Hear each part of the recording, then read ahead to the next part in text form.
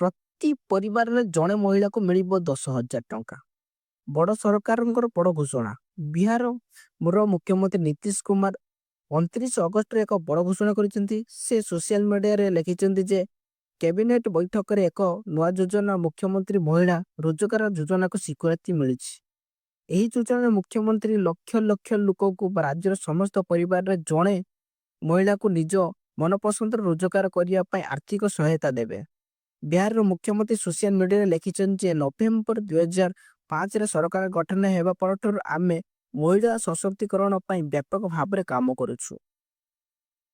ପରବର୍ତ୍ତୀ 7 ବର୍ଷ ପରେ ଚୀନରେ ପହଞ୍ଚିଲେ ପ୍ରଧାନମନ୍ତ୍ରୀ ମୋଦି।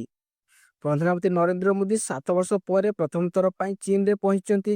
ସେ ତିଆନଜିନ୍ର ଅନୁଷ୍ଠିତ ହେବାକୁ ଯାଉଥିବା ସାଂଘାଇ ସହଯୋଗ ସଂଗଠନ ସମ୍ମିଳନୀରେ ଯୋଗ ଦେବେ। ଏହି ସମ୍ମିଳନୀରେ ଆଜିଠାରୁ ସେପ୍ଟେମ୍ବର 1 ତାରିଖ ପର୍ଯ୍ୟନ୍ତ ଚାଲିବ।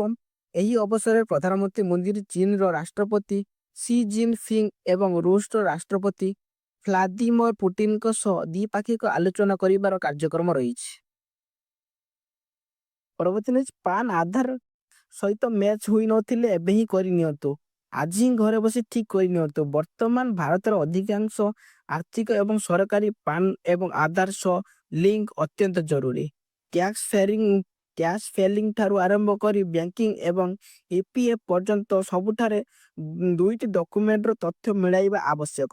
ଯଦି ନାମ କିମ୍ବା ଜନ୍ମ ତାରିଖ ଅଳ୍ପ ମାତ୍ରାରେ ତା ସହିତ ଅସଙ୍ଗତ ରହେ ତେବେ ବିଫଳ ହୋଇଯିବ ଲିଙ୍କ। ଅନେକ ଗୁରୁତ୍ୱପୂର୍ଣ୍ଣ କାମ ମଝିରେ ଅଟକ ଯାଇପାରେ।